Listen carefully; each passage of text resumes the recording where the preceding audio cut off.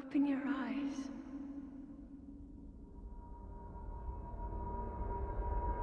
Open your eyes.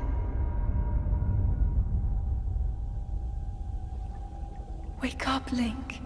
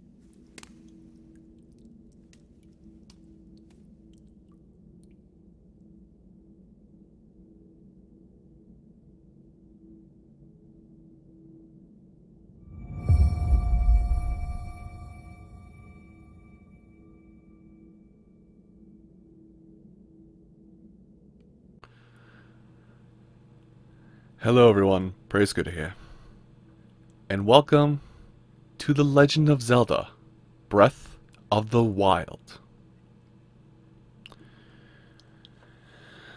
Now, I will tell you guys, and I will start the series off on the right note. No, I'm not going to do things to hide cutscenes in the game, despite what might happen with the video. You're going to get the full cutscene. B, this is actually a not blind playthrough for once in the world of this game. Anyway, I should probably grab up my things before I go further into this game. It is quite dangerous to go alone without this. That is a Sheikah slate. Take it. It will help guide you after your long slumber.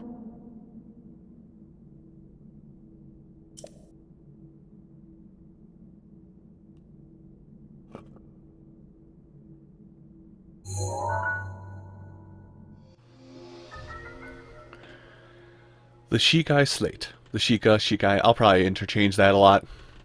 Throw your fire and hate comments now. A mysterious tablet with a glowing center. You've never seen this device before, and yet there's something quite familiar about it.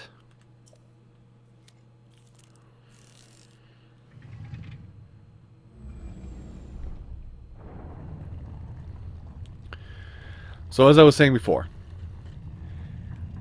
this is a fully knowledgeable playthrough of this game. I know what I'm doing. I will have 100% of this game in terms of shrines and all that, what's available. So hopefully this playthrough, let's play, whatever you want to call it, will educate everybody on how to get everything. And holy cow, I am putting a lot on my plate for this. So, basic controls, and the basic controls don't differ between the Wii U and the Switch version of the game, is basically the left thumbstick will move you.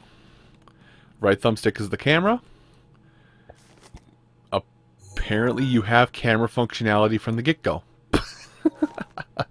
We're clicking in the right thumbstick will do that, and we'll talk more about things after we get ourselves some actual clothing. Because I know everybody just wants to look at Link's body. Yes, I know. You do as well. So we got our starting gear there, and I'll probably talk more about that, about a lot of things that are going on here. Hold the Sheikah slate up to the pedestal. That will show you the way.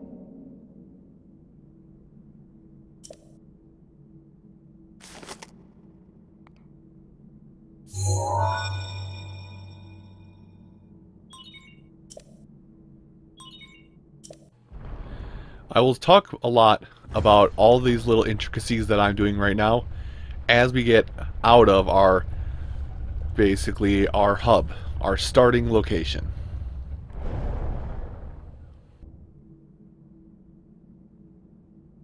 Link, you are the light. Our light. That must shine upon Hyrule once again. Now go.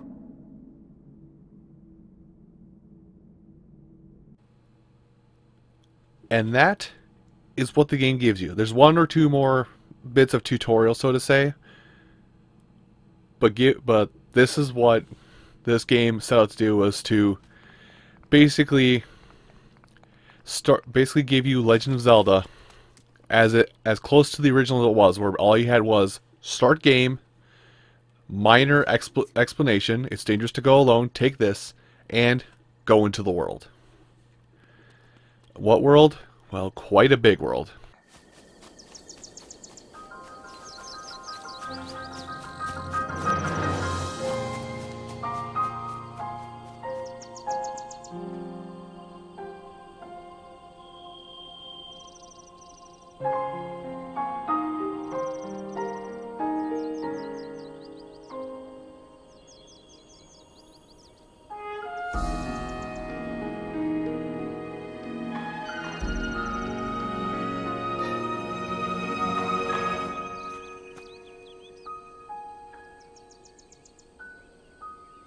It is a vast land. It is an enormous plane of existence that you must traverse. And my hope is to guide any players, new or old, and hopefully teach some tricks, and maybe through comments, you guys will teach me some things that I don't know about the game. It'll be a learning experience for all of us. Yes, I know how to attack. I'm going to put it away, though. So starting off here is anytime you see something shining, and I mean anything shining, grab it. Don't second guess yourself, just grab it. But there's going to be some things that are living that you need to grab as well. Like, you can see that ahead there on the tree faintly in the distance. If you click on the left stick, you go into a stealth mode. Crouch mode. Basically, it makes your movements very much not noticeable, especially if you're walking on grass. If you walk on water or something like that, it'll be much better. But you want this beetle for something we'll need much later. Anyway, let's go over some basic controls now that we're finally here. I'm going to leave that tree branch be because reasons I'll show off in a little bit, but damn it. I just let so many beetles fly away. Oh, I'm going to be a derp about that. Okay. Those are some controls. I've taught you about crouching. Thanks to how this game works and how other people that have been playing it, I've also learned that if you're, well, first off, X or B, you can change this button in the options menu, but X or B will let you jump. The opposite button is your run button and your cancel button for anything else you are doing. Now, while crouching like this in your stealth mode, if you hit the jump button, you'll leap forward silently, basically helping you close ground. Now, if anything sticks out to you kind of like a sore thumb, kind of like this rock does, feel the need to push it just by walking into it with the left thumbstick.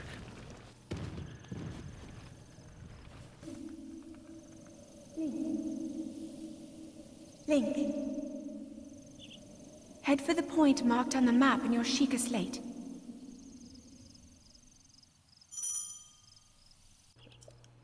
Alright. So you will get slowly introduced into the land and what it expects you to do. Dang, I thought there was something. So, there's also this man here who will be next to some apples you can get. I'm going to reiterate, if you see something, take it. A is your default pickup button. A really only will be used to select a text dialog box and to pick up things. But with that being said, let's talk with the old man first before we do anything. Ha ha. Well met, stranger. It's rather unusual to see another soul in these parts. Me? I'll spare you my life story. I'm just an old fool who has lived here alone for quite some time now. What brings a bright-eyed young man like you to a place like this? Dude, where are we? Answering a question with a question. That is fair enough. I cannot imagine our meeting to be a simple coincidence. I shall tell you. This is the Great Plateau. According to legend, this is the birthplace of the entire kingdom of Hyrule. Also, I'm gonna add in, you can adjust the camera angles while you're talking to somebody if you want to get more of a theatrical appearance to somebody. That temple there, long ago, it was the site of many sacred ceremonies. Ever since the decline of the kingdom 100 years ago, it has sat abandoned in a state of decay. Yet another forgotten entity, a mere ghost of its former self. I shall be here for some time. Please let me know if I may be of service. Can I have this? Well, you can take this apple before or after you talk to him. I'm pretty sure he gets upset regardless. Yep. I beg your pardon. I do not believe that I do believe that is my baked apple. You can't just go taking whatever you please. Forgive me. I could not resist pulling a leg. Please help yourself. An apple and an open flame make for a succulent treat. And then there's a slight allusion to something coming up. So I'm gathering up all this stuff, and I'm going to go into my menu and finally show this off. An apple and an open flame. Well, it seems that baking items gives you more health. As you see, this apple, this standard apple here, gives us half a heart. If we eat it, that's not what we need. Eating this baked apple gives 3/4 of a heart. And that leads into something that I want to do now, just so, because I didn't realize I could do this until a later part that requires you to do this sort of thing. If you go into your inventory plus and select an apple, you hit X, Link will open his arms as if he's ready to hold something. Go ahead and grab yourself an extra baked apple by dropping it near the fire.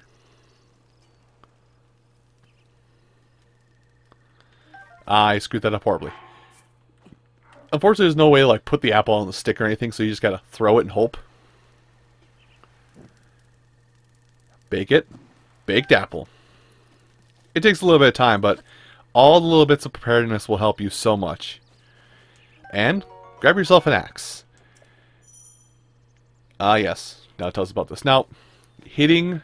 I'm going to call it the D-pad just for simplicity of between Switch and Wii U players. But holding the right D-pad will bring up your melee weapons options. You can switch between all melee weapons you have. This will direct my attention towards weapons in here. Notice how remember how I said I only picked up one tree branch? It's because you have limited melee slots. Towards the end of the game, I personally did find myself only using up to 7 melee weapons at a time, so this is plenty. But very much starting out here, you're gonna need to conserve these spots. So the series itself, while we're getting into the whole collect everything aspect, I'm not gonna get too ham on it because I don't want to waste everybody's time. The series itself is oof, need that for something later. The series itself, I'm going to do it in I'm going to plan on doing it in a somewhat blind playthrough style of editing, where I'm just going to sit down for X amount of hours, record it, splice everything up so it stays interesting, and do my intros and outros outside of the video itself. Let's see. Yes, now we get introduced to a couple things here. So first off, if you jump off of any place really into water, Link will do a swan dive. You will need to do this for spots like this. Say hello to the first of 900 Koroks. I will not be showing you how to... Hello, yeah, I'm not Hestu, but you can... Oh, I didn't... I didn't realize this whole thing was coming up. I had seen so many of these, I thought it was just the same shoehorned line of text. But you can see me? I didn't know your kind could see the children of the forest. Well, if you're into Hestu, please return this to him. A small seed, which was given to you by Korok. It has a distinct smell. If you gather a bunch of them, you never know what may happen. So I'm going to call at least one madman on this. I know there are many other of you people out there that have done this, but I'm going to call out one specifically that everybody knows, Gerard the Completionist. He got all 900 of these Korok seeds. I will tell you what the reward is much later on when it comes across my mind. But do know that odd, distinct smell, it is exactly what you're thinking it is. I'm not even going to sugarcoat it. It's poop. Oh, my friend's hiding in lots of other places. Don't be shy about poking your nose in suspicious places. So now we're in the water, and we were introduced to swimming. Oddly enough, Link can swim from the get-go. But you are also introduced to a stamina meter. I'm going to actually wait for this guy to come over to me. Because you need fish for many things. Actually, are all the fish just going to come back to me? Nah, they're going to swim away. So, swimming is rather simple. Just push in the direction you want to go, and you'll swim. As long as you have stamina in your stamina wheel, you can swim as long as you want. In water, if you push your jump button, you'll do a dash. It will greatly deplete your stamina meter, but allow you to go roughly the same distance you would have covered if you just swam there without any extra effort. Climbing is also a thing in this game. Much like swimming, if you stay completely still, you don't waste any stamina because you're just stationary. But if you move any direction, and if you jump in any direction, you will, with climbing, you exert much more stamina. And gonna grab ourselves a broadsword. That's our good weapon we're gonna hang on to for a little while. Forgive the jump, I'm used to something we get much later.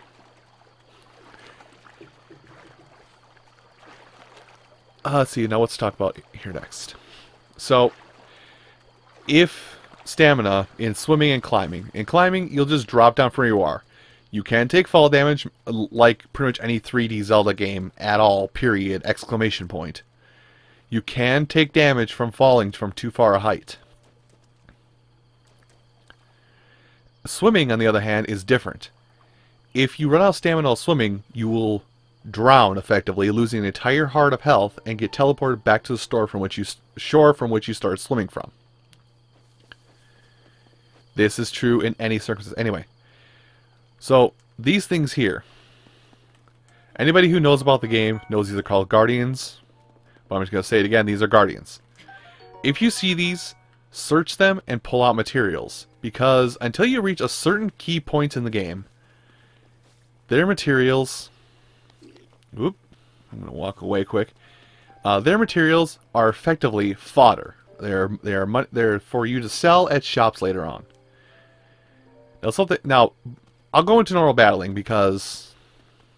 I'll go into normal battling later because that's how I'm probably going to do the entire game is normal battling, because I'm a headstrong player, so to say. I like my big dumb stick swingers. Turn around. Turn. I could probably throw my stick and get his attention. No, you know what? I think I'll take... Nope, he's moving. Don't see me over here.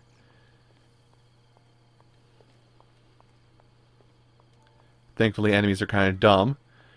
But we're sneaking right now. You can... This is kind of a first in Zelda, but you can sneak up on enemies. And if you do get the drop on them, you get Sneak Strike, and you will pretty much one-shot enemies. Now, something I will say just as a rule of thumb, and I want to make sure I get this out of the way for anybody who is new aspiring player or wants some advice if they're going through and they're having some troubles. Anything you pick up in the wild, minus the springs for a little bit, and I'll make sure to make note of when those springs will come into effect for you. The springs and anything that you pull out of these guardians, these deactivated guardians, I should say. Anything you pull out, or anything you collect and gather, attempt... Oh, that's going to be bad. Attempt to... Oh. Pots. Pots can sometimes have good materials. Like that. I think that's a bundle of arrows. Exactly. Attempt to try to hold on to... I know it's going to sound a little out of proportion, but try to hold on to at least 50 of any item you gather. Unless it's exceptionally rare, and I'll make sure to point it out in that case. And this is all for this. Now, I don't know if it will show up here. Oh my god. Now, this is going to be a fun thing, because I'm going to be going through the game a little bit differently pathed than normal. But let me just come back out here and show you this. So, this doesn't look like anything to anybody, because, you know, different layouts of the land and everything like that. Also some frogs, I should get those.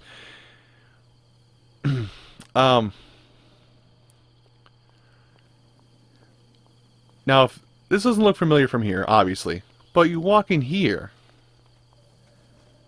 there's no lakes on either side, but this is pretty much a one-for-one of the the area where you first meet Zelda in Ocarina of Time.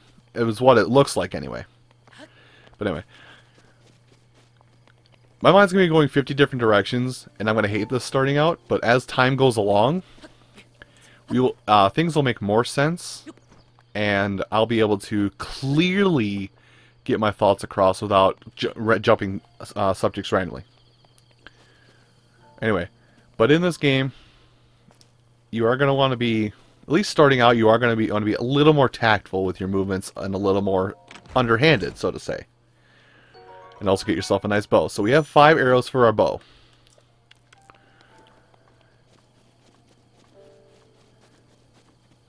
So something that comes to light that I just thought of, and I should probably mention, and I'm going to be doing this a lot with a lot of things, is that if you if you want to think about it like this, this starting area will be giving you all of your dungeon items for the entire game. Everything else beyond that will be your natural wits, cunning, and planning. Now we're going to get something later that's going to be kind of... Ooh, Ancient Shaft, I can definitely use that. Which is also why I'm saying pick through everything you see. But... yeah, my mind's like racing 500 million miles an hour. But also, for those that haven't pieced together, even though we went into it, that's your Temple of Time.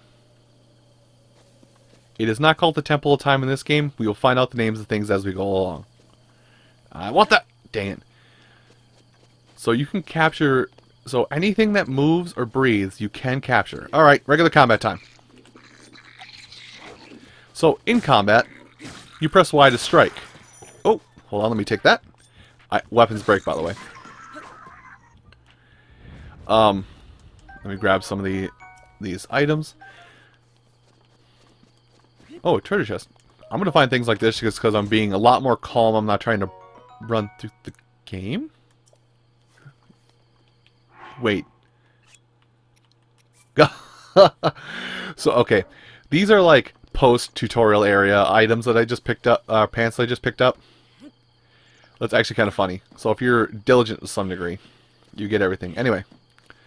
So something I will mention, and pretty much, which is me and a couple friends have is like our pretty much our only big gripe with this game, is that weapons break. And I'm trying to... oh, hi Blue Chew. Chew Jelly. Now Chew Jelly is interesting, but I'll probably talk more about it once we get to that point. Grab another Boko Club. I could probably... ooh, an apple. I could probably actually make more use of that. I actually threw the barrels from a higher height, but I'm not going to worry about that. Anyway, with that, a little bit of faffage aside, I believe we will... excuse me, actually probably... we'll finally set out into a new area. And I need to stop running because I need butterflies. Oh, also, this woodcutter's axe, it's not just a big two-handed weapon, which is my preferred combat style. It also is, at this point, your best way of making yourself bundles of wood. Yes, that is how chopping wood works. Don't question it. Now I'm holding on to that rusty sword because that's our best damage dealer, and there are some scary enemies out here at some point. Ooh, also Hyrule Herb. But you will have to learn about those new enemies at a later time. So everybody, thank you for watching the first episode of Legend of Zelda: Breath of the Wild. Come back next time when we will explore more of the Great Peninsula and hopefully teach you some things about the game you did or did not know. Thanks for watching, and I'll see you next time. Take care.